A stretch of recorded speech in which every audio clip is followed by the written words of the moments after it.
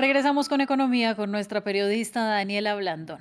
Daniela, vamos a hablar del desplome en la actividad industrial en América Latina. Hoy específicamente tenemos datos de México. Así es, Ángela, buenas noches. Pues la actividad industrial en México se desplomó en abril en un 29,3%. Se trata de la disminución más alta en los últimos 25 años.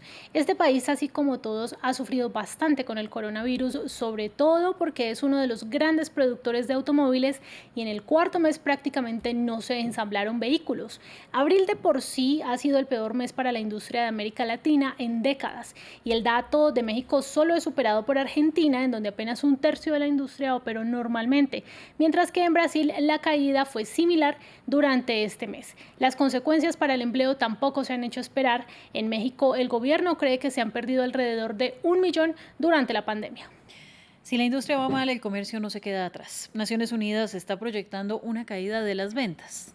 Esta proyección, Ángela, la entrega la Conferencia de Naciones Unidas para el Comercio y el Desarrollo. Dice que el comercio internacional seguirá en picada en los próximos meses y en el año podría llegar a caer en promedio un 20%. Lo que menos se está vendiendo son automóviles, mientras que el comercio de productos médicos, por obvias razones, se ha duplicado en este periodo. A través de un comunicado, la directora de Comercio Internacional de la entidad, Pamela Coke-Hamilton, dijo que todavía hay mucha incertidumbre sobre la posibilidad de una recuperación económica en la segunda mitad de este año.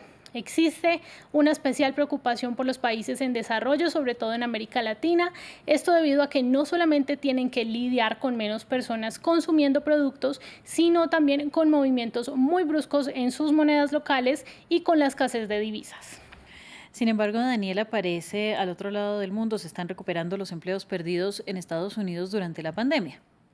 Así es, las solicitudes semanales de subsidio por desempleo siguen siendo muy altas en Estados Unidos. En la semana que terminó el 6 de junio fueron de 1,5 millones, un poco menos que la semana anterior. Sin embargo, desde que inició la pandemia van 42 millones de estas peticiones.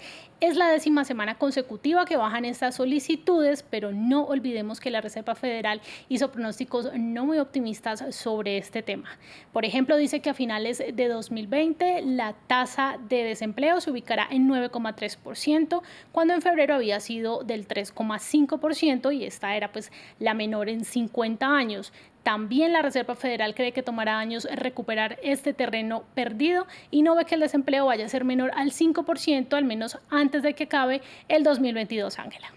Sigue disparada la inflación en Argentina. Daniela, ¿cuáles son los datos más recientes que nos trae?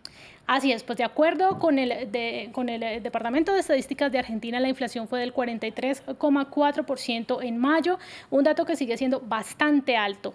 Incluso en tiempos de pandemia, donde vemos que diferentes países, pues uno de los efectos ha sido justamente la disminución de los precios de la canasta familiar.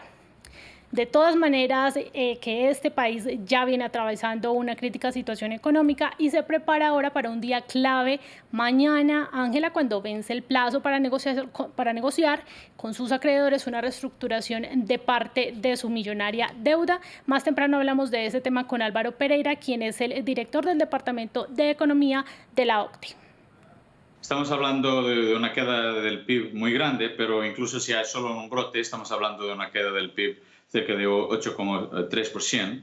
Eso va a agravar aún más claramente la cuestión de la deuda pública y por eso es fundamental que en los próximos tiempos pueda haber un acuerdo para ver reestructuración de la deuda y avanzar a partir de ahí. Momento de los indicadores de la jornada. Se puede decir que fue un día oscuro para casi todas las bolsas del mundo. Wall Street se desplomó, todavía resentido por el informe de la Fed. Todos los indicadores bajaron más del 5% y en Europa la historia fue bastante similar. La mayoría de plazas bursátiles se vistieron de rojo el día de hoy, mientras que en América Latina cierres negativos impulsados por Argentina después de reventar este altísimo dato de inflación. Bueno, Daniela, pues ya para finalizar muy rápidamente la cifra del día. La cifra del día son los 40 millones de euros en pérdidas que acumula la Ópera de París, que está pasando por una mala situación económica. Gracias a usted. Y ustedes, nuestros televidentes, continúen con nosotros. Volvemos en minutos con más en France 24.